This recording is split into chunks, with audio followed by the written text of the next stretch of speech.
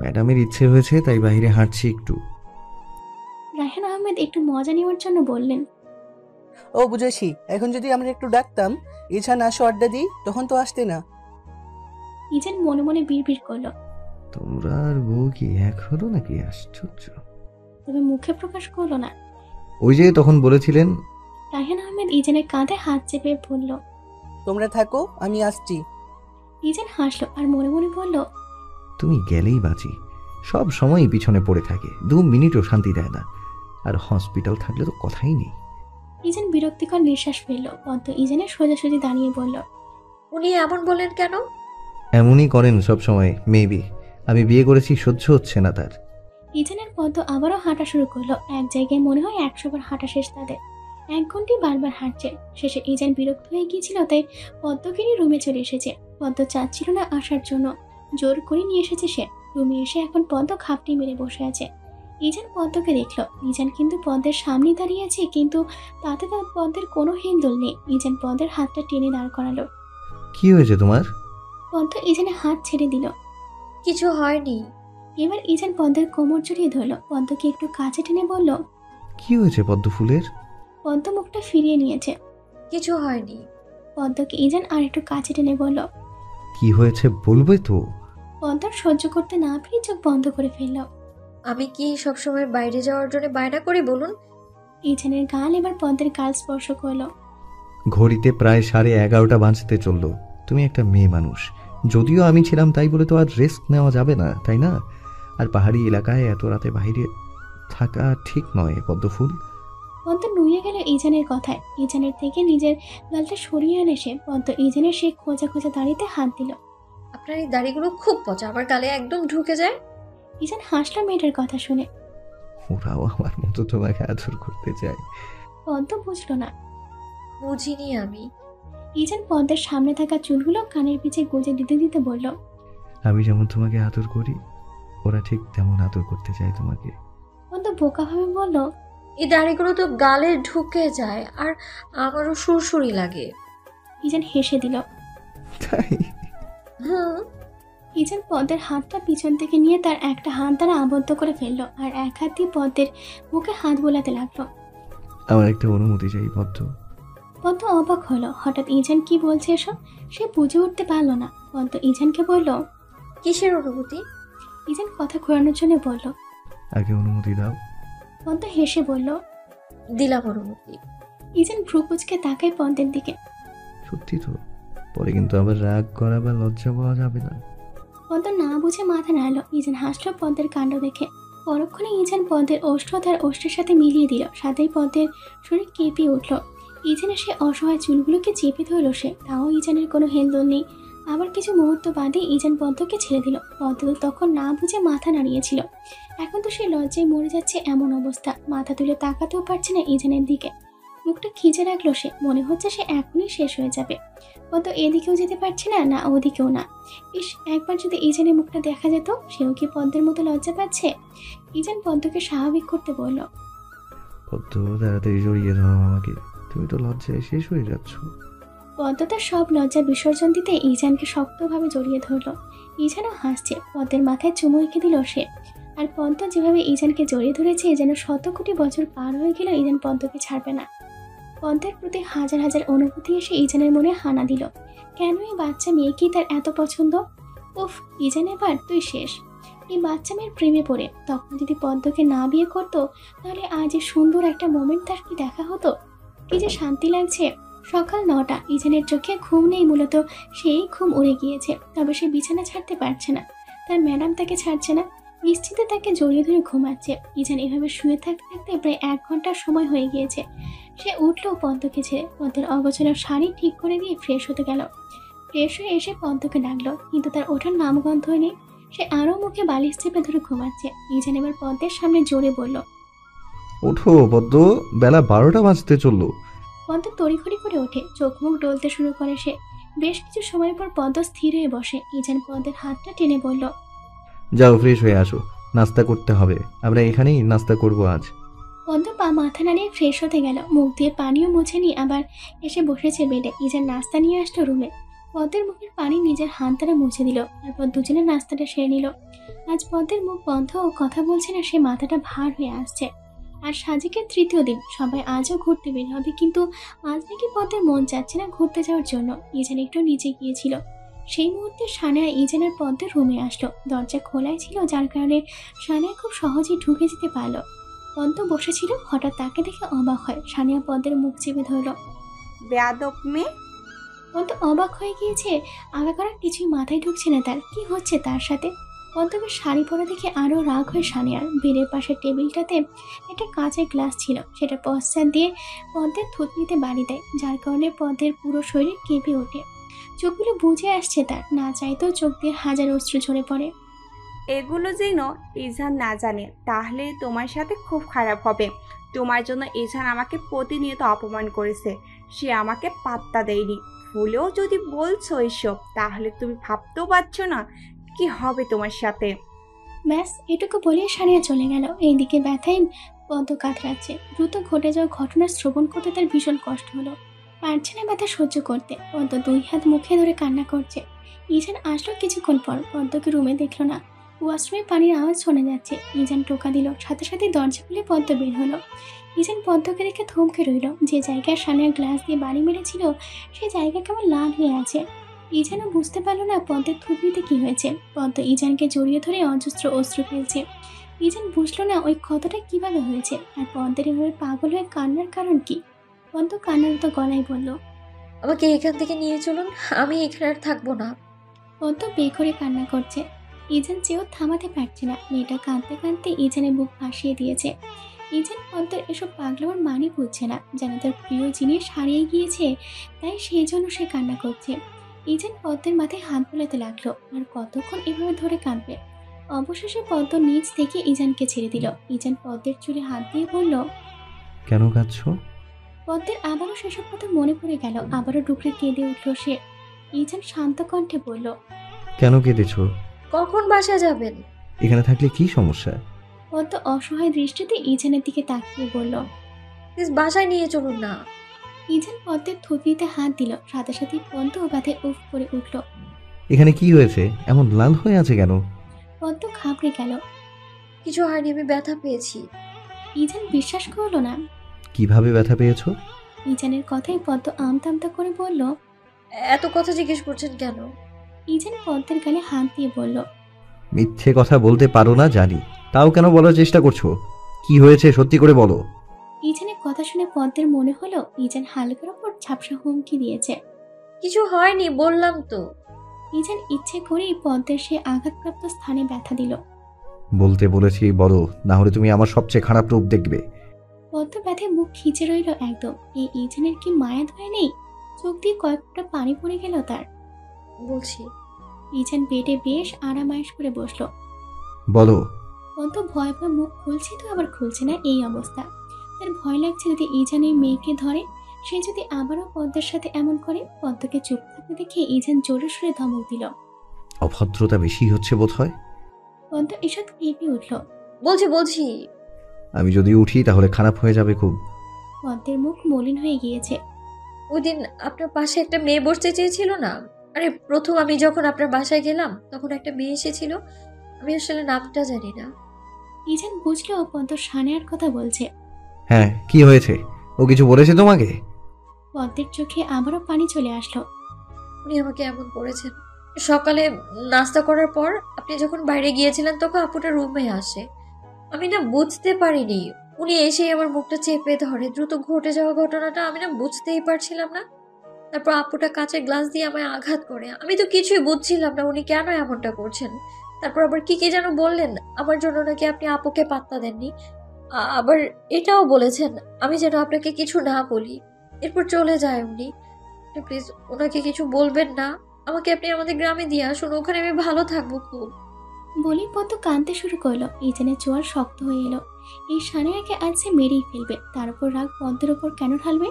ইজান নিজের রাগ কন্ট্রোল করতে পারছে না। দ্রুত পায়ে রুম ত্যাগ করলো সে। আসার সময় রুমের দরজা লক করে দিয়েছে, যেন পদ্ম বেরোতে না পারে। সানেয়া হেসে হেসে কথা বলছে কার সাথে জানি। হঠাৎ তার ফোন যেন কেউ নিয়ে গেল। সানিয়ার পিছনে ঘুরে দেখে ইজান দাঁড়িয়ে আছে। ইজানের চোখে মুখে খুব রাগ, সেটা দেখেই বোঝা যাচ্ছে। কেন জানি সানিয়ার মনে এক অজানা ভয় হানা দিল।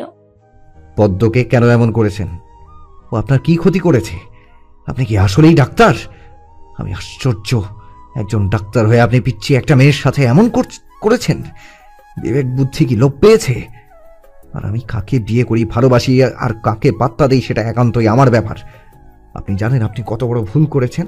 একটা অবুঝ মেয়েকে আপনার এমন করা উচিত হয়নি। কতটা পাগল হলে আপনি এভাবে পদ্মকে আঘাত করেছেন? প্রতিবন্ধী নাকি আপনি? সানিয়ার রাগে শরীর জ্বলে উঠল। ইজানের কলার চেপে বলল, আমি কি কম সুন্দর নাকি? কেন তুমি ওই মেয়েকে বিয়ে করছো? প্রতিনিয়ত তুমি আমাকে অপমান করছো। আমি কি বেশি কিছু চেয়েছি? আমি তো ওর আগে তোমায় ভালোবাসতাম। এত অপমানের পরও তো তোমার কাছে ছুটে গিয়েছিলাম। ইসান, করলে হয় না? তুমি ওই মেয়েকে ছেড়ে আমাকে বিয়ে করে আমার সাথে সংসার করবে, আবার সুখে শান্তিতে বসবাস করব। প্লিজ ইজান, তুমি ওই মেয়েকে ছেড়ে দাও। আমি সত্যি কষ্ট পাচ্ছি ইজান। ইজান এতক্ষণ তার রাগটা কন্ট্রোল করেছিল, আর সানিয়া ইজানের রাগ আবারও বিগড়ে দিয়েছে। একে তো কলারে হাত দিয়েছে, আবার সব বাজে কথা বলছে। ইজান রাগে চোখটা বন্ধ করছে তো আবার খুলছে। একটা মেয়ে হয়ে কিভাবে একটা ছেলের কলারে হাত দিতে পারে? ইজান সানিয়াকে ধাক্কা দিয়ে সরিয়ে দিয়েছে। এত বড় সাহস, আমার কলারে হাত দিয়েছিস? খুব সম্মান দিয়েছিলাম, কিন্তু তুই সম্মানের যোগ্য না। আর আমার পদ্মফুলের নামে এই সব কথা বলার অধিকার কে দিয়েছে? ইজান চারপাশে তাকিয়ে একটা কাঁচের গ্লাস দিল। যেভাবে সানিয়া পদ্মকে আঘাত করেছে ঠিক সেভাবে ইজান সানিয়াকে আঘাত করলো একই জায়গায়। সানিয়ার যেন কলিজা ছ্যাঁত করে উঠেছে। পদ্মফুলকে আমি কখনো আঘাত করিনি। রাগ হয়েছে তার প্রতি অনেকবার, তাও তাকে একটা টোকা পর্যন্ত দেইনি। আর তুই আজ এত বড় দুঃসাহস দেখিয়েছিস। মেয়েটার তো কোনো দোষ ছিল না, কেন ওকে কষ্ট দিয়েছিস? তুই যদি নেক্সট টাইম এসব করেছিস, নিজ হাতে তোর কলিজা এনে তোর হাতে দিব।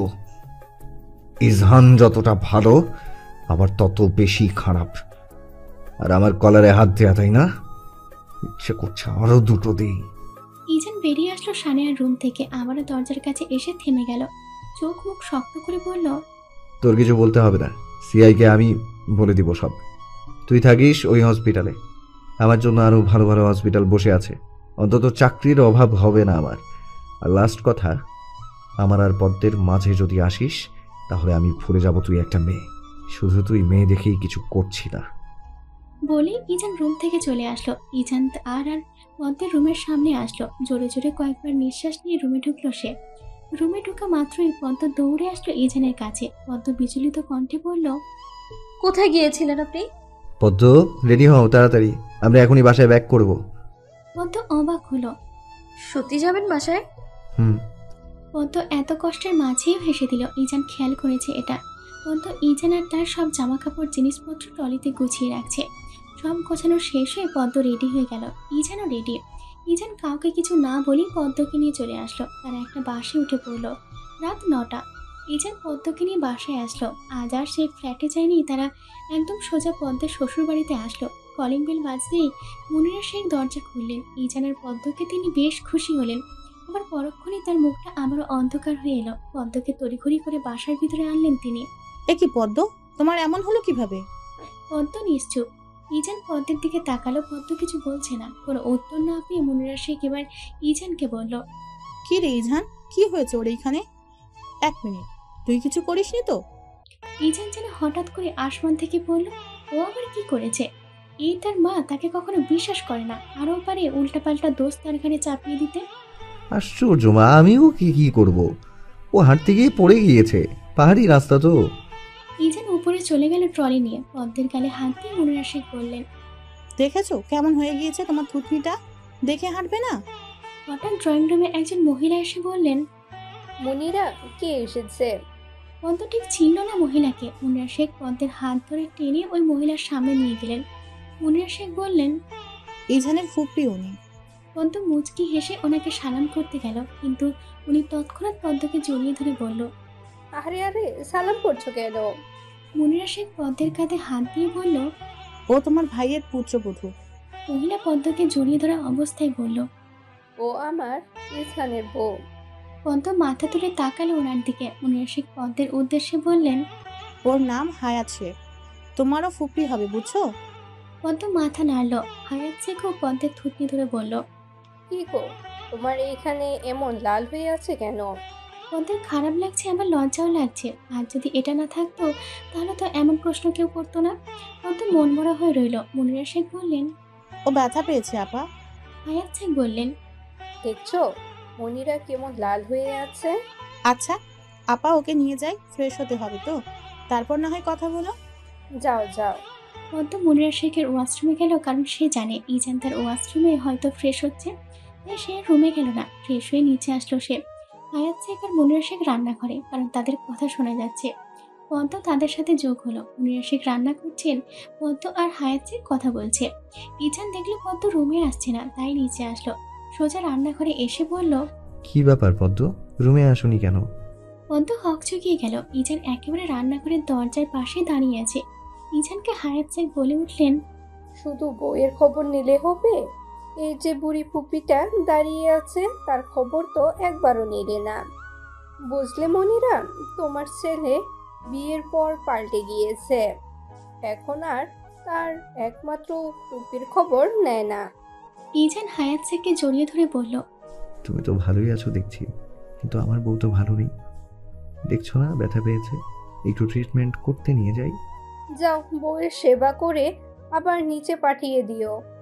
ইজানের কথায় মুনিরা শেখ আর হায়াত শেখ একসাথে হেসে উঠল। ইজান পদ্মের হাত ধরে টেনে উপরে নিয়ে আসলো। পদ্ম তো লজ্জায় শেষ। ছি, এই ইজান ভালোই পারে লজ্জা দিতে। রুমে আসার সাথে সাথেই পদ্ম ইজানের হাত ছেড়ে দিল। ইজান ড্রয়ার থেকে একটা মলম নিল। পদ্ম কোমরে হাত দিয়ে বলল, এত বাজে কথা কেন বলেন? মা আর ফুপি কি ভাবছে বলুন তো, নির্লজ্জ কোথাকার। ইজান পদ্মের থুতনিতে মলম লাগাতে লাগাতে বলল, কে কি ভাবছে বা ভাববে সেটা নিয়ে ইজহানের মোটেও আপত্তি নেই। ভাবলে সমস্যা কোথায়? আর আমি তো এখনো কিছুই করিনি। যখন করব তখন নির্লজ্জ বলবে। এর আগে এসব কথা কিন্তু সহ্য করব না পদ্মফুল। ইজানের কথায় পদ্ম ক্ষিপ্ত দৃষ্টিতে তাকিয়ে আছে। কখনো এই লোক ভালো হবে না, সে ভালো করেই জানে। তার কি একটুও লজ্জাবোধ নেই? একটা অসহায় মেয়েকে পেয়ে এসব বলে। ইজান পদ্মের মলম লাগানো শেষ করে আবারও জায়গায় মতো মলম রেখে দেয়। শোনো, এটা আবার লাগিয়ে নিও। প্রত্যেকবার যে আমি লাগিয়ে দিব সেটা ভেবো না। ইজানের কণ্ঠ স্বাভাবিক। পদ্মের ভীষণ অভিমান হলো কথাটি শুনে। দ্রুত পায়ে রুম থেকে চলে আসলো সে। নিচে হায়াত শেখ আর মুনিরা শেখ বসে কথা বলছেন। পদ্ম তাদের কাছেই গেল। পদ্মকে দেখে হায়াত শেখ বললেন, কি গো, তোমার বরের সেবা শেষ হয়েছে?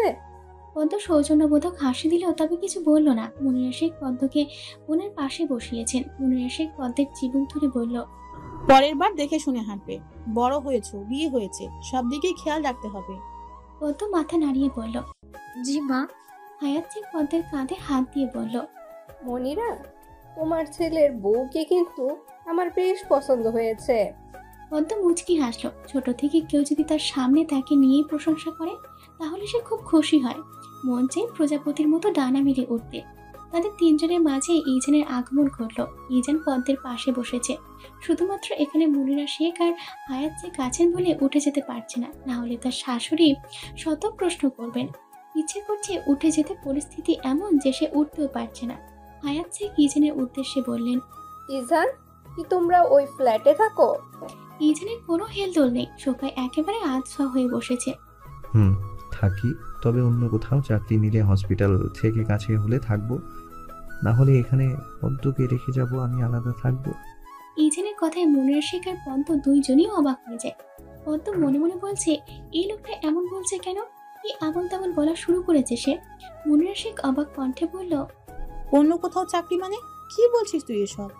ইজান যে অবস্থায় ছিল ওই অবস্থায় থেকেই উত্তর দিল, এই হসপিটালের মেয়াদ শেষ হয়ে গিয়েছে, অন্য কোথাও চাকরি নিব। কোথায় নিবি এখন? কত হসপিটাল বসে আছে আমার জন্য, বাদ দাও এসব কথা, আমারটা আমাকে ভাবতে দাও। পদ্ম পিছন ফিরে ইজানের দিকে তাকালো। ইজান তার দিকেই তাকিয়ে আছে। ইজানের দৃষ্টি যেন খুব গভীর। তৎক্ষণাৎ পদ্ম আবারও সামনে ফিরে গেল। মুনিরা শেখ অসহায় কণ্ঠে বলল, তোকে নিয়ে আমি আর পারি না। কেন যে হুটহাট সিদ্ধান্ত নিস? আমি শুধু তোর ভালো চাই। ইজান পদ্মের দিকে তাকিয়ে বলল, ভালোই আছি, যে বউ বিয়ে করিয়েছো। সবাই একদম পদ্মের দিকেই তাকালো, যা দেখে পদ্মের অস্বস্তি লাগা শুরু করলো। মাথাটা নিচু করে ফেললো সে। হায়াত শেখ বললেন, একদম সুন্দরী বউ বিয়ে করলে তো এমন ভালো থাকারই কথা। ইজান হেসে বলল। এই জন্যই তো ভালো আছি। হঠাৎ কলিং বেল বেজে উঠল। মুনিরা শেখ উঠে তাড়াতাড়ি দরজা খুললেন। হুমায়ুন শেখ এসেছেন। পদ্ম হুমায়ুন শেখের সাথে বেশ কিছুক্ষণ কথা বলল। তিনি খুব অমায়িক একজন মানুষ, তা দেখলেই বোঝা যায়। পদ্মকে ওনার মেয়ে মতোই স্নেহ করেন। বুঝতেই দেন না যে উনি পদ্মের শ্বশুর ঠিক তার বাবার মতোই ভালোবাসেন। পদ্মের বাবা চলে যাওয়ার পর এই প্রথম পদ্মের কোনো আফসোস হয়নি এই বাড়িতে এসে, কারণ হুমায়ুন শেখ যেন বুঝতেই দেননি কিছু। উনি রুমে চলে গেলেন। ওনার পিছন পিছন মুনিরা শেখও গেলেন। শুধু রয়ে গেল ইজান, তার ফুপ্পি আর পদ্ম। হায়াত শেখ পদ্মকে উদ্দেশ্য করে বললেন, তো পদ্ম, আমরা দাদি ডাক শুনবো কবে? পদ্ম তো যেন লজ্জায় শেষ হয়ে যাচ্ছে। পদ্মকে লজ্জা দিতে ইজান আরও বলল, তুমি কবে দাদি ডাক শুনতে চাও বলো? যেদিন তোমরা শোনাবে সেদিনই তো শুনতে পারবো, তাই না? হ্যাঁ ফুপ্পি, থাক, তুমি বেশি টেনশন নিও না। তোমাকে খুব তাড়াতাড়ি দাদি ডাক শোনানোর দায়িত্ব নিলাম। পদ্ম তো রীতিমতো কাঁপাকাঁপি শুরু করে দিয়েছে। তারা কী সব কথা শুরু করেছে, লজ্জা করছে না তাদের? পদ্মের মন চাচ্ছে এখান থেকে উঠে চলে আসতে। হায়াত শেখ হেসে বললেন, বিয়ের আগে তো ইহসান শেখ এমন ছিল না, হঠাৎ কিভাবে বদলে গেল? বউয়ের সঙ্গ পেয়ে বদলে গিয়েছি ফুপ্পি। হায়াত শেখ আরও কিছুক্ষণ বসে ইজানের সাথে কথা বললেন। তিনি এবার উঠে নিজের রুমে গিয়েছেন। পদ্ম উঠে গেল আর সাথে সাথে ইজান পদ্মের হাত ধরে ফেলল। উঠে যাচ্ছ কেন? তা না হলে এখানে বসে কি করব? আপনার লাগামহীন কথাবার্তা শুনবো? আশ্চর্য, আমি কি আগে শুরু করেছি নাকি? হাতটা ছাড়ুন আমার। ছাড়লে কোথায় যাবে? পদ্ম একটু মজা করে বলল। আপনার থেকে দূরে চলে যাব। সাথে সাথে ইজান পদ্মকে বুকে টেনে নিল। কোথাও যেতে দিব না। আমার বক্ষস্থলে একবারে লুকিয়ে রেখে দিব। ভালো লাগছে না এইসব, ছাড়ুন। কেউ এসে বলে কি ভাববে তখন? ইজান ছেড়ে দিল পদ্মকে। যাও, এই ইজহান আর আটকাবে না তোমাকে। ছাড়া পেয়ে পদ্ম ছুটে চলে গিয়েছে আর ইজান একা একা বসে ফোন টিপছে। রাতে সবাই একসাথে ডিনার করলো। ডিনার শেষে সবাই বসে বসে কথা বলছে। ইজানকে হুমায়ুন শেখ বললেন, তুমি নাকি অন্য হসপিটালে চাকরি নিবে, তোমার মা বলল। হ্যাঁ। এই কথা কেন বলছো? ওই হসপিটালে সমস্যা কোথায়? আর তুমি তো প্রথম থেকে ওখানে আছো, হঠাৎ কি এমন হলো যে এরকম সিদ্ধান্ত নিয়েছো? কোনো সমস্যা হয়েছে কি? না, আসলে আমি চাচ্ছি না ওখানে থাকতে। অবশ্যই কোনো সমস্যা হয়েছে দেখেই তো আমি থাকতে চাচ্ছি না। কি হয়েছে খুলে বলো। আমার বিষয়ে আমাকে ভাবতে দাও, সব ম্যানেজ করে নিব। এসব ছাড়া আর কি বা বলবে? শোনো ইজহান, তুমি ভুলে যেও না পদ্ম কিন্তু তোমার জীবনের সাথে এখন জড়িয়ে আছে। সব সময় নিজের কথাকে বেশি গুরুত্ব দিলে হবে না। মেয়েটা তোমার ভরসায় থাকবে সারা জীবন। তার কথা ভেবে সিদ্ধান্ত নিও। বাবা মাকে তো পাত্তা দাও না। তুমি তো মনে করো আমরা তোমার ভালো চাই না। কখনো আমার কথা পাত্তা দিয়েছ? নিজের যা মনে আসে তাই করো। কেয়ারলেস ছেলে কোথাকার। ইজান খুব কষ্ট করে কথাগুলো হজম করলো। কে বলেছে আমি তোমাদের কথা পাত্তা দিই না? তোমার কথায় আমি পদ্মকে বিয়ে করেছি। হ্যাঁ মানছি, আমি তোমার শুধু একটা কথা শুনিনি।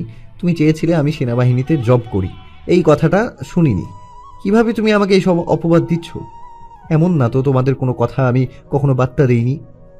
আর পদ্ম, তাকে কি আমি অসুখে রেখেছি? ওই হসপিটাল থেকে আরও ভালো হসপিটালে চাকরি করব। কেন ওই হসপিটালে থাকবো না সেটা নিয়ে আর কেউ যেন মাথা না ঘামায়। এসব কথা শুনতে পারি না আমি। আর কি বলেছ? কেয়ারলেস ছেলে? কোন ভিত্তিতে এটা বলেছ? কি এমন করেছি তোমার সাথে যে তুমি এরকম উপাধি দিয়েছ? আমি বাচ্চা ছেলে না যে এসব কথা মেনে নেব। যদি নেক্সট টাইম এসব কেউ আমাকে বলে, আমি কিন্তু এসব শোনার জন্য বসে থাকবো না। ইজান হন হন করে চলে গেল উপরে। পদ্ম তো ভয়ে চুপসে গিয়েছে। কখনো ইজানকে এভাবে কথা বলতে দেখেনি সে, তার জন্যই তো এসব হচ্ছে। মাথা কাজ করছে না তার। যদি সব বাসার সবাই জেনে যায় তার জন্য ইজান এমন করেছে, তাহলে তো সবাই তাকে ভুল বুঝবে। অনুশোচনে পদ্মের চোখ দিয়ে পানি পড়ছে। আবার কেউ দেখে ফেলার আগেই মুছে ফেলেছে সে। হুমায়ুন শেখ রেগে বললেন, এই ছেলে সব সময় এমন করে। ছেলেকে ঠিক মতো শাসন করতে পারোনি মুনিরা? তোমার ছেলে তার বাবার সাথে এইভাবে কথা বলেছে, একটিবার ডাকও দাওনি। নিজের মর্জি মতো চলবে সে। দুনিয়া এত সহজ না। তোমার আশকারা পেয়ে ইজহান এমন অভদ্র হয়েছে। হুমায়ুন শেখের কথা মুনিরা শেখ কেঁদে ফেললেন। হায়াত শেখ বললেন, এত বড় ছেলেকে কি শাসন করবে?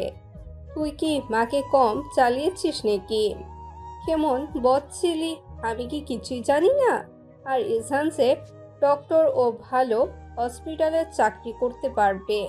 তুই কেন মুনিরাকে বকাবকি করছিস? অবুঝের মতন ব্যবহার। আর তোর ছেলে তোর মতোই হয়েছে, বাপকা বেটা। উদয় কেচাল বন্ধ কর, তোর ডাক দেওয়া উচিত হয়নি। ওর ভালো ও ছাড়া কেউ বুঝবে না। হায়াত শেখের কথা হুমায়ুন শেখ একেবারে চুপ হয়ে গেলেন। তিনি থপাথপ পা হয়ে চলে গেলেন। মুনিরা শেখ পদ্মকে জড়িয়ে ধরে হু হু করে কেঁদে দিল। যাই পদ্ম এতক্ষণ আড়ালে কেঁদেছে, এখন তার শাশুড়ির কান্না দেখে আর নিজেকে ধরে রাখতে পারল না। মুনিরা শেখ পদ্মকে জড়িয়ে ধরে বলল, আমার কপালটা খারাপই ছিল মা। আমার ছেলের সাথে বিয়ে দিয়ে তোমার জীবনটাও খারাপ করে দিলাম। আমাকে তুমি ক্ষমা করে দিও পদ্ম। বেশ কিছুক্ষণ মুনিরা শেখ পদ্মকে জড়িয়ে ধরে নানা কথা বলল। হায়াত শেখ দাঁড়িয়ে দাঁড়িয়ে এতক্ষণ বউ আর শাশুড়ির কান্না দেখলো। তোমরা দুজন গিয়ে এখন তাদের রাগ ভাঙাও, ওদের বোঝাও, আর কান্নাকাটি করো না, অনেক রাত হয়ে গিয়েছে। পদ্ম পা টিপে টিপে রুমে আসলো। রুম পুরো অন্ধকার করে রেখেছে ইজান। বাহিরের আবঝাবঝা আলো বারান্দায় এসে পৌঁছেছে। পদ্ম ভয় পেয়ে দৌড়ে ইজানের কাছে আসলো। পদ্ম ইজানকে পিছন দিক থেকে জড়িয়ে ধরলো। ইজান হাত ছড়িয়ে দিল। আবারও পদ্ম ইজানকে একইভাবে জড়িয়ে ধরেছে, তাও আগের থেকে আরও শক্ত করে। ইজানের গম্ভীর কণ্ঠ শোনা গেল, পদ্ম, তোমাকে আমার থেকে ছাড়াতে 1 মিনিটও লাগবে না। পদ্ম মোলায়েম কণ্ঠে বলল, উফ, ডক্টর সাহেব এত রাগ কেন করছেন? ভালোবাসি তো। ইজান আর ছাড়ানোর চেষ্টা করলো না। এভাবে কিছু সময় দুজনে দাঁড়িয়ে থাকলো। পদ্ম ইজানকে ছেড়ে সামনে দাঁড় করালো। পদ্ম ইজানের চুলগুলো ঠিক করে দিতে দিতে বলল, সব সময় রাগ করলে হয় না, অনেক সময় কিছু কথা শুনে থাকতে হয়। বড়রা কখনো খারাপের জন্য বলে না, আর বাবারা তো একদমই না। এভাবে হঠাৎ মেজাজ গরম করা কিন্তু উচিত না। ইজান চোখ ছোট ছোট করে পদ্মকে দেখল। কিভাবে পদ্ম ছেলে মানুষই ছেড়ে একদম একজন প্রাপ্তবয়স্ক ব্যক্তিদের মতো কথা বলছে। ইজান পদ্মকে টেনে দেয়ালের পাশে দাঁড় করালো। যদিও সে ব্যথা পেয়েছে, তাও টু শব্দ পর্যন্ত করেনি, মুখ খিচে রইল সে। ইজান পদ্মের পাশে দেয়ালে হাত রেখে পড়ল। তারপর? পদ্ম ঘাবড়ে গেল। তারপর আর কি? আর বলবেন না ম্যাডাম, আপনার কথা বলা শেষ? পদ্ম আমতামতা করে বলল, ঘুমোবো, চলুন না। ইজান পদ্মের কথা শুনল। পদ্মের হাত ধরে রুমে নিয়ে আসলো সে। পদ্ম এক কোণে গুলিশটি মেরে শুয়ে আছে। ইজান তা দেখে পদ্মকে টেনে তার কাছে নিয়ে আসলো। পদ্মের মাথাটা তার বুকে মিশিয়ে বলল, পদ্ম, তোমার ডাক্তার সাহেব দিন দিন অভদ্র হয়ে যাচ্ছে। সে আর ভদ্র বরের মতো সেজে থাকতে পারছে না। অনেক খুব প্রেমের পিপাসা পেয়েছে পদ্ম ফুল। কেন এমন হচ্ছে বলো তো? পদ্ম ইজানের কথা শুনছে। কিছুক্ষণ আগে যে ঝামেলাটা হয়েছে তার জন্য ইজানের মনেই নেই। বোঝাই যাচ্ছে না একটু আগে শেখপুরের ওপর যুদ্ধ বয়ে গিয়েছিল। পদ্মের খুব হাসি পাচ্ছে। শুয়ে শুয়ে ইজানের কথা শুনছে আর হাসছে। রুমটা অন্ধকার, তাই পদ্মের হাসি ইজান দেখছে না। পদ্ম কথা বলছে না দেখে ইজান পদ্মকে ছেড়ে দিয়ে বলল, কথা বলছো না কেন? পদ্ম হেসে হেসে বলল, কাল বলবো। ওয়েট, তুমি কি হাসছো? পদ্মের চোখগুলো আচমকা বড় হয়ে গেল। সাথে সাথে হাসি বন্ধ হয়ে গেল তার। কখন? কোথায়? না তো, আমি তো একটুও হাসিনি। তাই হাসোনি? না। তাহলে লাইট অন করে দেখি। আরে তার দরকার নেই। হ্যাঁ, আমি একটু হেসেছিলাম। দেখেছো, এই জাহান তোমার হাসি অন্ধকারেও অনুভব করতে পারে। পদ্ম এসব কথা না শোনার জন্য বলল, আচ্ছা, আপনি কেন ওই হসপিটালে চাকরি করবেন না? আমার জন্য কি? ইজান গম্ভীর কণ্ঠে বলল, জি, সেজন্যই করব না। আচ্ছা, আমি বলি কি, আপনি ওই হসপিটালের চাকরিটা করুন। এভাবে তো হয় না, তাই না? ইজান পদ্মকে পুরো কথা শেষ করতে দিল না। তার আগে চুপ করিয়ে দিল সে। তোমার কোনো রকম কথা এই বিষয়ে শুনতে চাই না। যখন তুমি আমার জীবনে ছিলে না, আমার সব সিদ্ধান্ত আমি একাই নিয়েছি। যদি আমার সাথে ঝামেলা না করতে চাও, তাহলে আর কথা বলবে না এগুলো নিয়ে। পদ্ম একেবারে চুপসে গেল। এত তেড়া সে কখনো দেখেনি। ইজান অন্যদিকে ফিরে শুয়ে পড়ল। পদ্ম পিছন থেকে জড়িয়ে ধরেছে। ইজান নিজেও ধরলো, আবার কিছু বলল না। সকাল 9টা। ইজানের ঘুম ভেঙেছে। ঘুম থেকে উঠে পদ্মকে পাশে পেল না সে। ভালো করেই জানে পদ্ম এখন থাকবে না। নিশ্চয়ই নিচে মুনিরা শেখ আর হায়াত শেখের কাছে গিয়েছে। ইজান উঠে ফ্রেশ হতে গেল। তারপর চশমা পরে ফিটফাট হয়ে নিচে নেমেছে। পদ্ম মুনিরা শেখের সাথে নাচতে বানাচ্ছে, আর ইজান তার ফুটকির সাথে কথা বলছে বসে বসে। মুনিরা শেখ পদ্মকে বলেছে ইজানের জন্য নাস্তাটা নিয়ে যেতে। পদ্ম তাই করলো। ইজানের নাস্তাটা টেবিলে রেখে আসলো। খেতে আসুন। ইজান উঠে নাস্তা করতে গেল। পদ্মর সাথে দাঁড়িয়ে আছে। ইজান পদ্মের হাত ধরে বলল, তুমি নাস্তা করেছো? পদ্ম মাথা নাড়িয়ে বলল, হ্যাঁ করেছি। ইজান পরোটা মুখে দিয়ে বলল। আমাকে ছাড়াই খেয়ে নিলে? পদ্ম ইজানের দিকে অসহায় দৃষ্টিতে তাকিয়ে বলল। মা আর ফুপি জোর করেছিল। ইজান সমস্যা নাস্তা নেই। শেষ করে উঠে চলে গেল উপরে। পদ্ম রান্না করে মুনিরা শেখ আর হায়াত শেখের কাছে দাঁড়িয়ে আছে। সে আর উপরে যায়নি, নিচেই তাদের সাথে দাঁড়িয়েছিল। ঘড়িতে 12টা বাজে। ইজান তাকালো ঘড়িতে। পদ্ম এখনো পর্যন্ত রুমে আসেনি। ইজানের খুব রাগ হলো। পদ্ম একবারও রুমে আসলো না। অবশেষে দীর্ঘ সময়ের পর পদ্ম রুমে আসলো। ইজান ফোনে কথা বলছে। পদ্ম তাড়াতাড়ি ওয়াশরুমে ঢুকলো। একেবারে গোসল করে বের হলো সে। ইজান বারান্দায় দাঁড়িয়ে আছে গ্রিল ধরে, যেন দেখে মনে হচ্ছে কত কষ্ট হয়ে আছে। পদ্ম পিছন থেকে ইজানকে দেখছে। গালের সেই দাড়ি আর চশমা ছাড়া আর কিছুই দেখা যাচ্ছে না। রুমে আয়নার সামনে দাঁড়িয়ে পদ্ম চুলগুলো তোয়ালে থেকে খুলে দিল। ইজান পদ্মের পাশাপাশি এসে দাঁড়িয়েছে। পদ্ম সোজাসুজি ইজানের দিকে না তাকিয়ে আয়নায় দেখছে। ইজান পদ্মের ভেজা চুলে হাত দিয়ে বলল। এত তাড়াতাড়ি গোসল করেছো কেন? এমনি করে ফেলেছি। রুমে আসোনি কেন একবারও? পদ্ম ইজানের দিকে তাকিয়ে বলল। আসলে কি হতো? ইজান মজা নিতে বলল। আদর দিতাম। সারাদিন এগুলোই ভাবেন তাই না? না, তোমাকে যখন দেখি তখনই ভাবি। বুঝেছো সুন্দরী? একবার ম্যাডাম, একবার পদ্মফুল আর একবার সুন্দরী, এত নামে কেন ডাকেন আমায়? ভালোবেসে ডাকি। তুমি তো ছোট মানুষ, তাই বুঝো না আমার ভালোবাসা। ভালোবাসার কথা শুনেই পদ্ম হেসে দিল। তাই কতটুকু ভালোবাসেন? ভালোবাসা পরিমাপ করা যায় না। আমি চাইও না পরিমাপ করতে। পদ্ম হেসে দিল। হয়তো তোমার ভেজা চুলে একটা চুমু দেই। পদ্ম মনে মনে বলল। সবই তো করে আমার অনুমতিও নেয়। পদ্ম কিছু বলছে না। পদ্ম বুঝে ওঠার আগেই পদ্মকে টেনে তার ভেজা চুলে একটু চুমু এঁকে দিল সে। এখন তো অনুমতি নিচ্ছি, পরে এটাও নিব না। পদ্ম দৌড়ে নিচে আসলো। ইস, লোকটার সামনে 1 মিনিটও থাকা যায় না। কিছু না কিছু বলে তাকে লজ্জা দিবেই ইজান। দিন দিন বয়স হচ্ছে আর নির্লজ্জ হচ্ছে। বিকাল 5টা। ইজানের হসপিটালে শিয়া রাশিদুল ইসলাম এসেছে শেখ ভিলায়। তিনি বসে চা খাচ্ছেন, কিন্তু ইজান এখনো আসছে না। হুমায়ুন শেখ তার পাশের সোফায় বসেছেন। যখন থেকে রাশিদুল ইসলাম জেনেছে ইজান কাউকে কিছু না বলে তার স্ত্রীকে নিয়ে সাজেক থেকে চলে এসেছে, তখন থেকে তিনি ভেবে রেখেছেন ইজানের সাথে সরাসরি কথা বলবে। কখনো ইজান এমনটা করেনি। তিনি ভাবতেই পারছে না যে ইজান তাকে কিছু না জানিয়ে সেখান থেকে চলে এসেছে। মূলত তিনি ইজানকে খুব ভালো করে জানেন, দেখে আজ শেখ ভিলায় এসেছেন। হয়তো কোনো ঝামেলা হয়েছে। হসপিটালে 3 জন ডাক্তারকে দিয়ে রাশিদুল ইসলাম কল দিয়েছিল ইজানকে, কিন্তু সে ধরেনি। বুঝেছে কিছু একটা হয়েছে, কারণ ইজান কখনো এমনটা করেনি। যতবার হসপিটাল থেকে ঘুরতে যেত, সে কোনো সমস্যা হলে সর্বপ্রথম রাশিদুল ইসলামকে জানাতো। ইজানের এমন কাণ্ডে রাশিদুল ইসলাম অবাক প্রায়। মুনিরা শেখ পদ্মকে উপরে পাঠিয়েছেন ইজানকে নিচে নিয়ে আসার জন্য। যেহেতু ইজান ঘুমাচ্ছে, তাই পদ্ম ইজানকে ডাকতে গিয়েছে। পদ্ম ইজানের হাত নাড়িয়ে বলল। শুনছেন? ইজানের দিক থেকে কোনো সারা শব্দ নেই। পদ্ম আবারও ডাকলো ইজানকে। ইজান হকচকে উঠে বসে পড়েছে। আসলে আপনার হসপিটালের সিআই এসেছে। ইজান চুলে হাত দিয়ে বলল। আমার চশমা দাও। পদ্ম তড়িঘড়ি করে চশমা দিল ইজানে। ইজান নিজে যাওয়ার আগে পদ্ম তাকে উদ্দেশ্য করে বলছে। উনি যদি চান আপনি হসপিটালে ফিরে যান তাহলে তাই করবেন, নাহলে আমি কিন্তু গ্রামে চলে যাব। ইজান চোখ মুখ শক্ত করে বলল। এর উত্তর আমি পরে এসে দিব। ইজান নিচে এসে বসে আছে। রাশিদুল ইসলাম ইজানকে এই পর্যন্ত 3 বার জিজ্ঞেস করেছে কেন সে কাউকে কিছু না বলে চলে এসেছে। তিনি ইজানের কাছ থেকে উত্তরের অপেক্ষায় বসেছিল, কিন্তু প্রতিবারই ফলাফল শূন্য এসেছে। ইজান কিছু বলছে না। ইজানের কিছু না বলার কারণ হচ্ছে এখানে হুমায়ুন শেখ বসে আছেন। তার বাবার সামনে এই কথা কোনো মতেই বলা যাবে না। রাশিদুল ইসলাম আবারও বলল। দেখো ইজান, আমি তোমাকে সবার থেকে আলাদা ভাবি। সবকিছুতেই তোমাকে গুরুত্ব দেই বেশি। এই পর্যন্ত তোমাকে কয়েকবার জিজ্ঞেস করেছি কেন এভাবে না বলে চলে এসেছো, কিন্তু তুমি কোনো কিছুই বলছো না। এসব তোমার থেকে আশা করতে পারছি না ইজান। ইজান উঠে দাঁড়ালো। স্যার, আমি আপনার সাথে পার্সোনালভাবে কথা বলতে চাই। আমার রুমে আসলে ভালো হয়। রাশিদুল ইসলাম ইজানের সাথে তার রুমে গেল। স্যার, আপনার হসপিটালের সিনিয়র ডক্টর সানায়া শাহরিনের ব্যবহারে আমি খুবই লজ্জিত। রাশিদুল ইসলাম অবাক হলেন, কারণ ওনার জানা মতে ইজান আর শানের মধ্যে খুব ভালো একটা সম্পর্ক ছিল। মানে বুঝছি না ইজান, খুলে বলো সব। আসলে স্যার, সানায়া ম্যাম আমাকে পছন্দ করত। তার পছন্দের আকার ভিন্ন ছিল। আশা করি বুঝবেন কিসের কথা বলছি। আমার বিয়ে হয়েছে, উনি সেটা জানেন, তারপরেও তিনি মেনে নিতে পারছেন না। আমি মিথ্যে বলবো না, আমি ওনাকে অপমান করেছি। প্রত্যেক পদে পদে তাকে বুঝিয়েছি আপনাকে মেনে নিতে হবে, আমি বিবাহিত। হসপিটালে থাকাকালীন সময়ে তিনি ব্রেক টাইমে আমার সাথে এসে এসব কথাই বলতেন। একটা মেয়ের সাথে আমি কিভাবে কথা বলি বা ঠিক তাদের কি নজরে দেখি সেটা আপনি ভালোভাবে জানেন স্যার।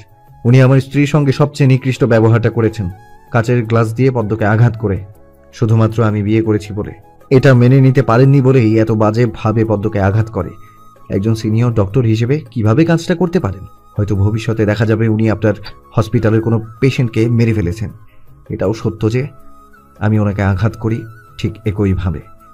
চাইলে অনেক কিছুই করতে পারতাম, তবে আমার মান সম্মান আছে, আমি মেয়েদের সম্মান করি বলেই।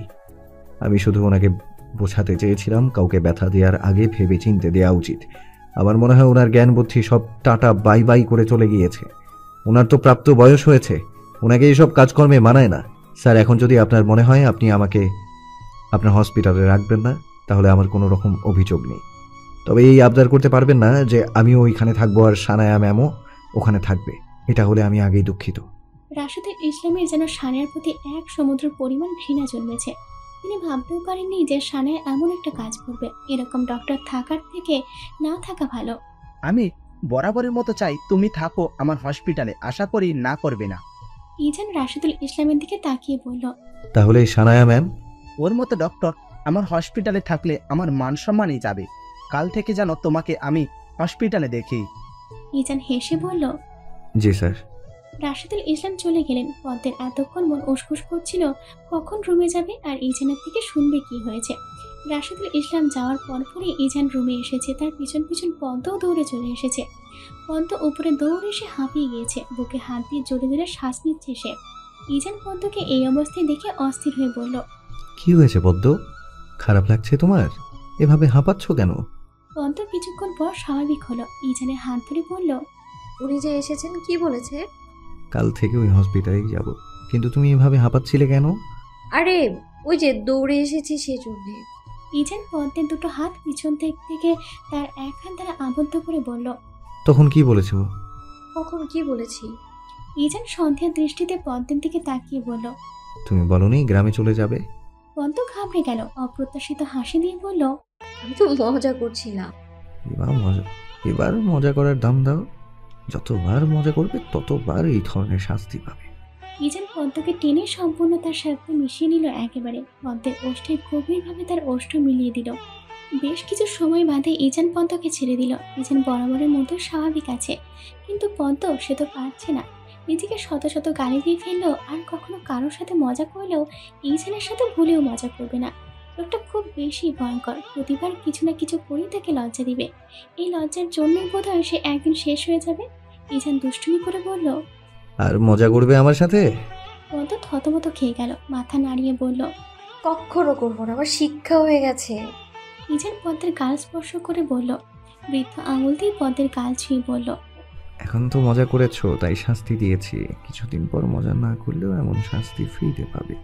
পদ্ম চোখগুলো ছোট ছোট করে বলল, আমার চাই না। ইজান মুচকি হাসলো। তুমি অনিচ্ছুক হলেও দিব। পদ্ম সরে আসলো ইজানের থেকে, অনেকটাই দূরে চলে এসেছে, একদম দরজার কাছে। মুচকি হাসেন কেন? আপনার সেই সুন্দর দাঁতটা দেখিয়ে হাসবেন। সেই হাসিটা আমার ভীষণ পছন্দের ডক্টর সাহেব। কথাটি বলে পদ্ম ভো করে দৌড় দিয়ে চলে গিয়েছে। ইজান হাসছে। এখন সে সুন্দর দাঁতটা দেখা যাচ্ছে, তবে হাসিটা না দেখেই পদ্ম চলে গিয়েছে।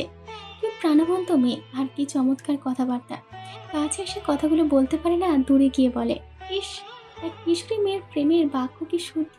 সন্ধ্যায় ইজান সোফায় বসে খবর দেখছে। একা একা ভালো লাগছিল না দেখে ইজান মুনির আশাকে রুমে গিয়েছে। পদ্ম তার ওড়না নিয়ে নাড়াচাড়া করছে। তার শাশুড়িকে একটা কথা বলবে, কিন্তু কেন জানি তার সংকোচ বোধ হচ্ছে। মা, আমার পিরিয়ড হয়েছে। বেশ কিছুক্ষণ পর পদ্ম কথাটি বলতে সফল হলো। মুনিরা শেখ হেসে বলল, কথাটি বলতে এতক্ষণ লেগেছে তোমার? পদ্ম মিনমিন করে বলল, মা, আমার লজ্জা লাগে এগুলো নিয়ে কথা বলতে।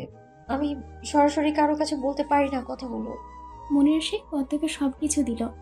আমাকে এগুলো বলতে কখনো লজ্জা পাবে না, আমি তো তোমার আরেক মা। পদ্ম হেসে দিল। ভাগ্য করে মুনিরা শেখের মতো একজন শাশুড়ি পেয়েছে সে। তিনি খুবই ভালো। পদ্ম হাজার কথা বললেও তিনি বিরক্ত হন না। এই জন্যই পদ্ম মুনিরা শেখকে বেশ পছন্দ করে। ইজানের রুমে ঢুকলো না, এতক্ষণ দাঁড়িয়ে দাঁড়িয়ে পদ্ম আর তার মায়ের কথা শুনছিল। এখন যদি রুমে ঢুকে সবচেয়ে লজ্জা পাবে পদ্ম, তাই সে চলে গেল তার রুমে। পদ্ম আজ রুমেই যাচ্ছে না। এই সময়টাতে তার একা থাকতে ভালো লাগে। পদ্মের মনে হয় কিছু কিছু সময় একা থাকা ভালো। জানে রুমে গেলে ইজান কিছু না কিছু করবে। এমনিতেই আছে এক জ্বালায়, তার উপর মনে একবারে বিষিয়ে গিয়েছে। একা একা সন্ধ্যাবেলা ছাদে কাটাচ্ছে, চারিদিকে মৃদু বাতাস বইছে, পদ্মের চুলগুলো উঠছে, পাশের বাসাগুলো থেকে ছাদে আলো আসছে।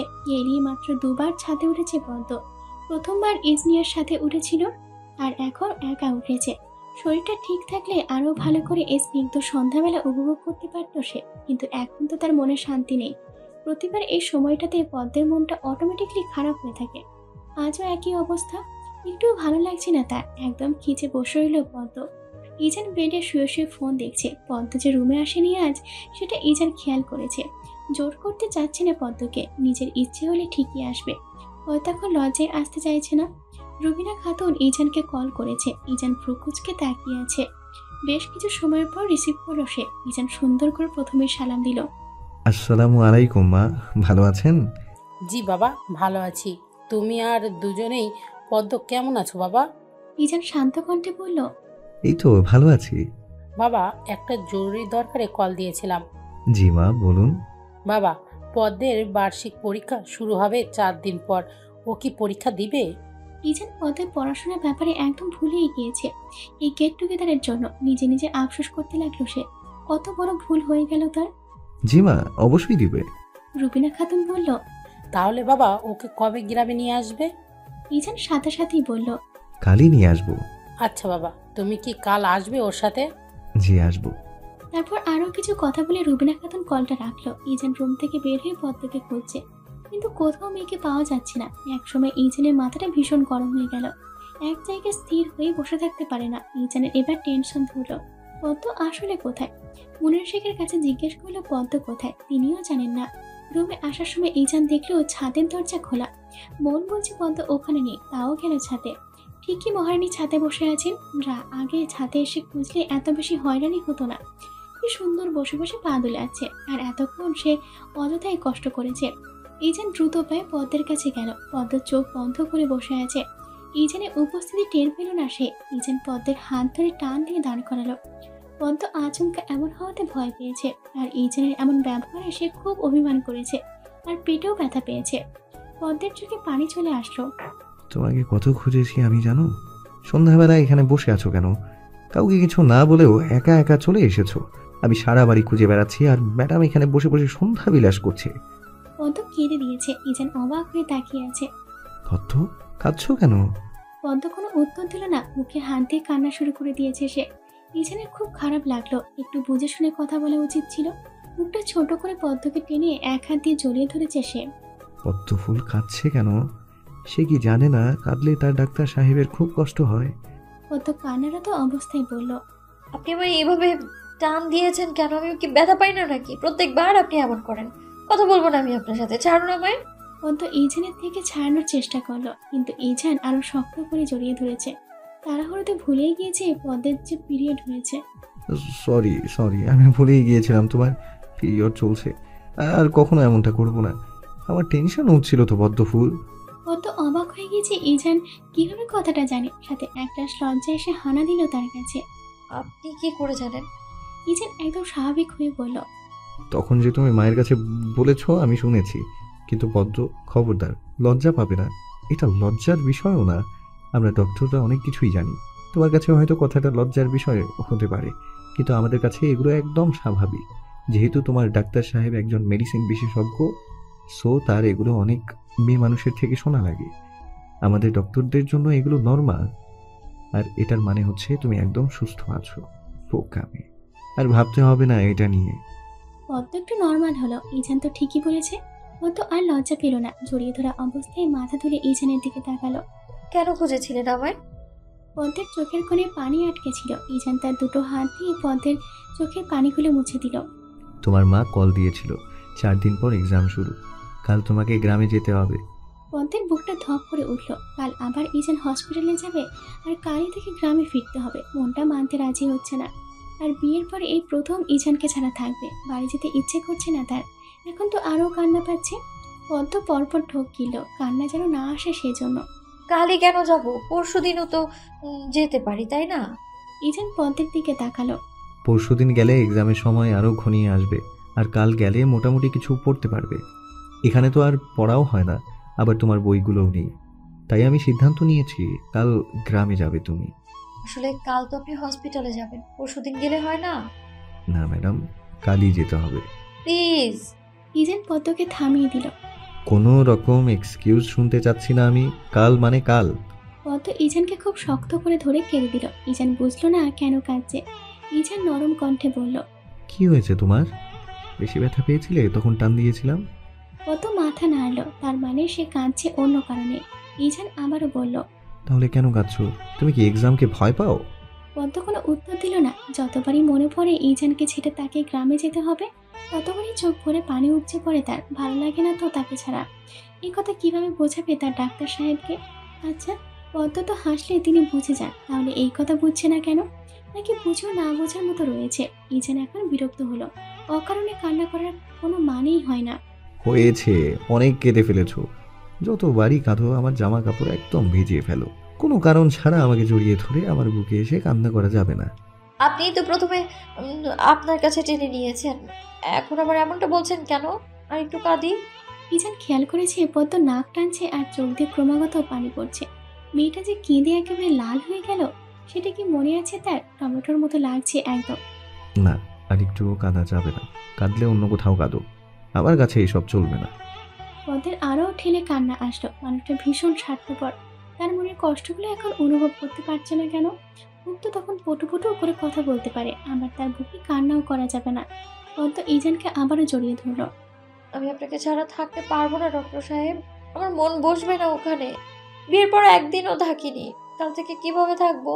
আপনি নাকি আমার হাসি, আমার অন্ধকারেও অনুভব করতে পারেন। আজ আমার কষ্ট হচ্ছে, সেটা আপনি অনুভব করতে পারছেন না? ভালো লাগবে না তো আমার আপনাকে ছাড়া। আপনি ছাড়া আপনার এই পদ্ম ফুল শূন্য একেবারে। আর আমি 100 বার আপনাকে জড়িয়ে ধরে আপনার বুকে কাঁদবো, কারণ আপনি একান্তই আমার ব্যক্তিগত মানুষ। ইজান বিস্মিত হয়ে আছে। এসব কথা কি পদ্ম বলছে? মেয়েটা যে অজান্তে তাকে ভালোবেসে ফেলেছে, এটা কি সে জানে? ইস, আগে এমনটা হবে জানলে এই ট্রিক্স আরো আগে কাজে লাগাতো। ইজান ঠোঁট কামড়ে হাসছে পদ্মের কাহিনী দেখে। সকাল 10টা। ইজান পদ্মকে নিয়ে গ্রামের উদ্দেশ্যে বেরিয়ে পড়েছে। সবার কাছ থেকে বিদায় নেওয়ার সময় পদ্মের খুব কান্না পেয়েছিল। তাও নিজের মনটাকে শক্ত রেখে বাসা থেকে বের হয়েছিল সে। গাড়িতে উঠেই মনটা হু হু করে উঠল। 14 দিন যেন 1 বছরের মতো লাগবে তার কাছে। বিয়ের প্রথম গ্রামে যেতে খুব ইচ্ছে করেছিল, এখন ঢাকা শহরে থাকতে মন চাচ্ছে। ইজান নিজে ড্রাইভ করছে, পাশের সিটে পদ্ম মন খারাপ করে বাইরে তাকিয়ে আছে। যতবার মনে পড়ছে ইজানকে ছাড়া তার থাকতে হবে, ততবার যেন মনটা ভেঙে যাচ্ছে তার। অসহ্য ব্যথা একদম। মাঝে মাঝে পদ্ম ইজানের দিকেও তাকাচ্ছে। লোকটা একদম শান্তভাবে গাড়ি চালাচ্ছে। পদ্ম নীরবতা ভেঙে ইজানকে বলল, আমি যে চলে যাচ্ছি, আপনার কষ্ট হচ্ছে না? ইজানের দৃষ্টি সামনের দিকে, পদ্মের দিকে একবারও তাকালো না সে। না, কেন কষ্ট হবে? তুমি তো এক্সাম দিতে যাচ্ছ, শেষ হলেই আবার চলে আসবে। পদ্মের মনটা আবারও ভেঙে গেল। জানি তো কষ্ট হচ্ছে না, আপনার মনে তো আর আমি নেই যে আমার জন্য কষ্ট হবে। কষ্ট তো হবে অন্য মেয়ের জন্য। ইজান গাড়িটা থামালো, অবাক চোখে পদ্মের দিকে তাকিয়ে। ইদানিং তার ব্যবহারগুলোর সাথে অপরিচিত সে। গ্রামে যাচ্ছে এই শোকে বোধহয় পাগল হয়ে গিয়েছে। ইজান পদ্মের দিকে অনেকটা ঝুঁকে এলো, যা দেখে পদ্ম ঘাবড়ে গিয়েছে। কি বললে তুমি? পদ্ম থতমত খেয়ে গেল। না না, কিছু বলিনি। আপনি গাড়ি চালানো বন্ধ করলেন কেন? ইজান হেসে দিল, তা আবার সে সুন্দর হাসিটা। উফ পদ্ম, তুই তো আজ শেষ হবি এই হাসি দেখে। ইজান আবারও ঠিকঠাক মতো বসলো। পদ্ম বুকে হাত দিয়ে নিঃশ্বাস নিচ্ছে। হুটহাট এমন হওয়াতে ঘাবড়ে গেল অনেকটা। ইজান হেসে বলল, যাকে রেখে আসতে যাচ্ছি তার জন্যই তো কষ্ট হচ্ছে, কিন্তু আমি কষ্ট পাচ্ছি এটা দেখলে তো আর ম্যাডাম যেতে চাইবে না। পড়াশোনার বিষয়ে এত ভালোবাসা দেখাই না। পদ্ম মুখটা বাঁকালো। ভেবেছিল ইজান দেখেনি, কিন্তু ইজান ঠিকই দেখে নিয়েছে আর জানেও পদ্ম কেন এমন করেছে। মুখ বাঁকিয়ে লাভ নেই, যদি এমন করো ইজাহান কিন্তু তোমাকে আর গ্রাম থেকে আনবে না। পদ্ম তেড়াভাবে উত্তর দিল, আমি নিজেই চলে আসবো। যদি একা না আসতে পারি তাহলে মা আর পুষ্পকে নিয়ে সোজা আপনার বাসায় চলে যাব। ইজান পদ্মকে রাগানোর জন্য বলল, তুমি গ্রাম থেকে এসে দেখবে তোমার সতীন অলরেডি তোমার বরের সাথে সংসার করছে। তুমি কি আসলেই বুঝতে পারছো না আমি কেন তোমাকে ওখানে এত তাড়াতাড়ি রেখে আসছি? আমি তো আরেকটা বিয়ে করছি। তোমার দাওয়াত রইল, অবশ্যই তোমার বরের বিয়েতে আসবে। আমি আর তোমার সতীন খুব খুশি হব। পদ্ম যেন তেলে বেগুনে জ্বলে উঠল। ইজানের কথাটা খুবই বাজে ছিল। এক বউ থাকতে আবার বিয়ে করার কথা বলছে। পদ্ম কেঁদে ফেললো। আমি আপনার সাথে থাকবো না। এতদিন তাহলে আপনি আমার সাথে অভিনয় করেছেন। আমি তো জানি আপনার আমাকে ভালো লাগে না, কারণ আমি গ্রামের মেয়ে। আপনার চোখে তো শহুরে মেয়েদেরকে ভালো লাগে। আমাকে কেন লাগবে আপনার? দরকার নেই আমাকে গ্রামে দিয়ে আসার, এখানেই নামিয়ে দিন আপনি, আমি একাই চলে যেতে পারবো। ইজান ভেবেছে পদ্ম রাগ করে কথা শোনাবে, কিন্তু তিনি তো একেবারে কেঁদেই দিল। ইজান পদ্মকে টেনে তার বুকের সাথে মিশিয়ে নিল। পদ্মফুল, আমার চোখে তুমি সবসময় সুন্দর। আমি তোমার সাথে কোনো অভিনয় করিনি, তবে এটা ঠিক বিয়েতে আমার মত ছিল না, আমার মা জোর করেছিল। এই যে তোমাকে আদর দিই, ভালোবাসি, এগুলো সব আমি মন থেকেই দিই। বিয়ের পরদিন থেকে আমি তোমাকে মেনে নিয়েছি। প্রথমে মানতে পারছিলাম না, এখন তুমি গ্রামে যাচ্ছ, আমি সহ্য করতে পারছি না। ইজহান শেখের জীবনের প্রথম নারী তুমি, যার প্রতি সে এতটা দুর্বল, যাকে না দেখে ইজহান তার সকালটা শুরু করতে পারে না, যার কষ্ট হলে সে নিজেও কষ্ট পায়, যার প্রতি ইজহানের বুক ভরা ভালোবাসা রয়েছে, সেই মেয়েটি তুমি পদ্মফুল। তুমি নিতান্তই ভাগ্যবতী মেয়ে। কেউ অনেক ভাগ্য করে আমার মতো বউ পেয়েছেন, এই কথাটাও কিন্তু ভুলে যাবেন না, ওকে? ইজানের কথা শুনে পদ্ম কষ্টের মাঝেও হাসলো। একটুও ভুলবো না। পদ্ম ইজানের বুকে একটা সুন্দর করে চুমু এঁকে দিল, তারপর গভীরভাবে ইজানকে জড়িয়ে ধরলো। ইজানও এক হাত দিয়ে জড়িয়ে ধরেছে আর এক হাত দিয়ে ড্রাইভ করছে। দেখতে দেখতে পদ্ম আর ইজান গ্রামে ঢুকলো। পদ্ম ঘুমিয়ে আছে। সে যে গ্রামে চলে এসেছে তার কোনো খেয়ালই নেই। ইজান পদ্মের বাসার জন্য এক গাদা জিনিসপত্র কিনেছে, সাথে অনেক বাজারও করেছে। আসার সময় মনিরা শেখ বলে দিয়েছিল ও যেন বাজার করে নিয়ে যায়, কারণ নতুন বর বিয়ের পর প্রথমবার মেয়ের বাড়িতে গেলে বাজার করতে হয়। আর ইজানও তাই করলো। তার মা যা যা বলে দিয়েছে সে সব কিছুই নিয়েছে, কিন্তু আফসোসের বিষয় হচ্ছে পদ্ম এগুলো কিছুই দেখতে পেল না। সে তখন ঘুমেছিল। ইজান পথটা ভুলে গিয়েছে, তাই ইচ্ছা না থাকা সত্ত্বেও পদ্মকে জাগালো। ইজান পদ্মকে ডেকেই যাচ্ছে, কিন্তু পদ্ম ঘুম থেকে উঠছে না। এবার ইজান পদ্মের মুখে পানি ছিটালো, সাথে সাথেই পদ্ম হড়বড় করে চোখ খুলল। উঠেছো তুমি? আমি অনেকক্ষণ ধরে ডাকছিলাম তোমায়। পদ্ম চোখ পিটপিট করে ইজানের দিকে তাকালো। কি হয়েছে? ইজান ভ্রু কুঁচকে তাকিয়েছে পদ্মের দিকে। তোমার গ্রামে ঢুকেছি, কিন্তু পথটা ভুলে গিয়েছি, চিনতে পারছি না ঠিক। পদ্মের মনে হলো সে ঘুমেই ভালো ছিল, এখন আবারও মনটা খারাপ হয়ে গেল লোকটা। পদ্ম ঢোক গিলল। আচ্ছা আপনি গাড়ি চালান, আমি বলছি। পদ্ম বলছে আর ইজান সেই মোতাবেক গাড়ি চালাচ্ছে। মাঝে মাঝে বলতে গিয়ে তার কান্না চলে আসছে, তবুও সে মনটা একদম ঠিক রেখে ইজানকে বলল। পদ্মের বাড়ির সামনে এসে গাড়িটা থেমেছে। গ্রামের রাস্তাগুলো একেবারে সরু, রাস্তার চারপাশে গাছ আর ধান ক্ষেত। ইজান গাড়ি চালানোর পাশাপাশি চারপাশও একটু দেখে নিয়েছিল। যখন প্রথম এসেছিল তখন এসব কিছুই খেয়াল করেনি সে। পদ্ম গাড়ি থেকে নামলো আর পুষ্প সেটা দেখে দৌড়ে তার আপুকে গিয়ে জড়িয়ে ধরেছে। মা, আপু এসেছে। রুবিনা খাতুনও আসলো, তার মেয়েকে একেবারে বুকের সঙ্গে মিশিয়ে রাখলো সে।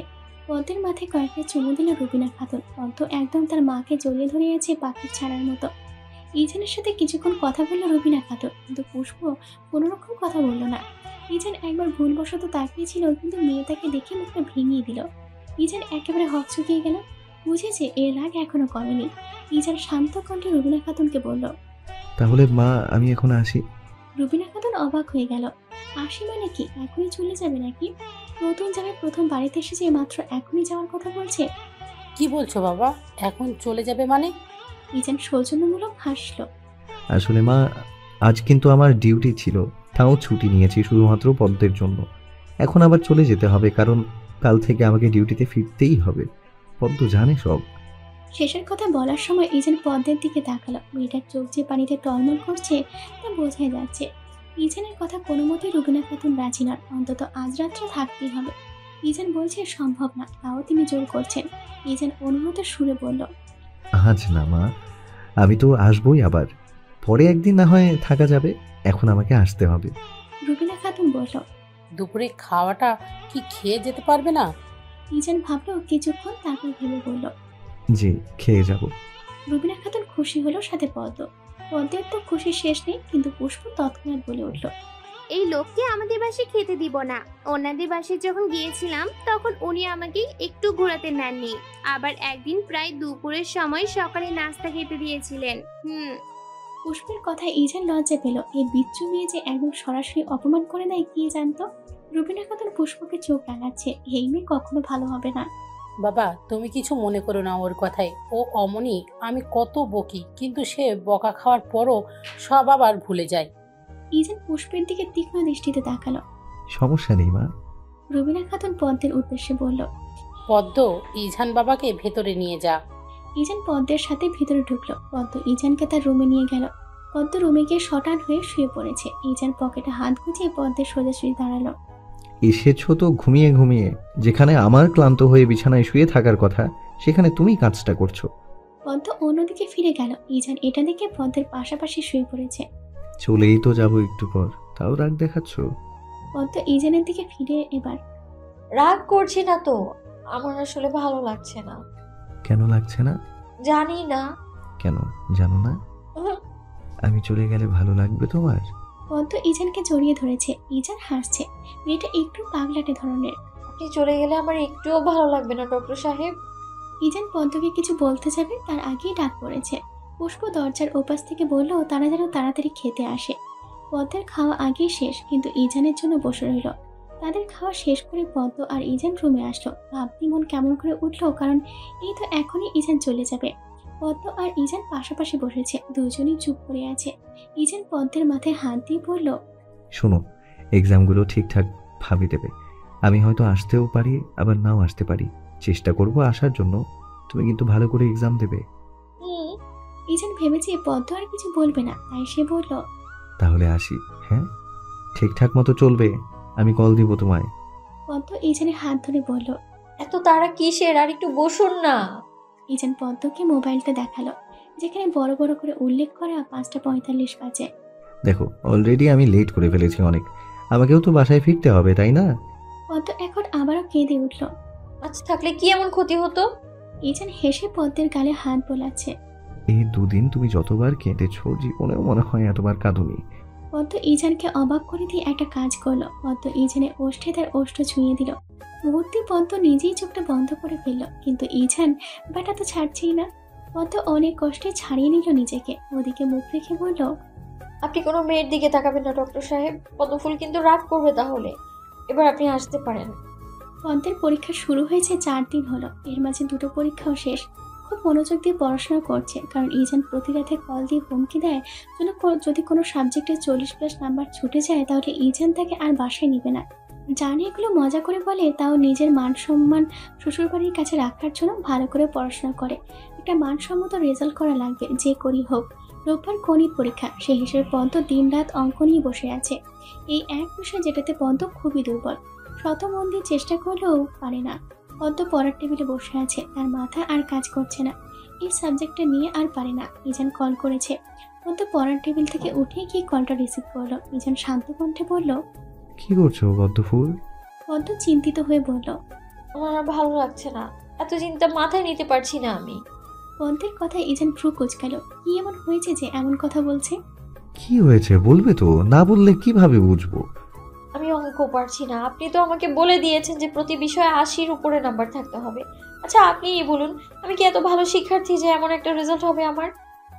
সব বিষয় ঠিক আছে, কিন্তু গণিত, এটা কি একটু ছাড় দিলে হয় না? ইজান পদ্মের কথা শব্দ ছাড়াই হাসলো। এই মেয়ে এটার জন্য এত টেনশন করছিল, হাস্যকর ব্যাপার। পরক্ষণে ইজান গম্ভীর কণ্ঠে বলল, কোনো ছাড় দেওয়া যাবে না, আমি এত ভালো মানুষ নই ম্যাডাম। পদ্ম রেগে গেল। এই বিষয়ে একটু ছাড় দিলেও তো পারতো। বড্ড বাজে লোক একদম। আপনাকে কে বলেছে আপনি ভালো মানুষ? পচার লোক আপনি, আপনি মোটেও ভালো মানুষ নন। ইজান এবার শব্দ করে হাসলো। ইজানের হাসির শব্দ শুনে পদ্মের রাগ নিমেষেই চলে গেল। সেও হাসছে। আমার পদ্মফুলের রাগী কথাগুলো এত মজা লাগে কেন বলো তো? পদ্ম কথাটা শোনা মুহূর্তেই চোখটা বন্ধ করে ফেললো সে। পদ্ম উত্তর দিচ্ছে না দেখে ইজান বলল, আচ্ছা তাহলে কলটা রেখে দেই আমি।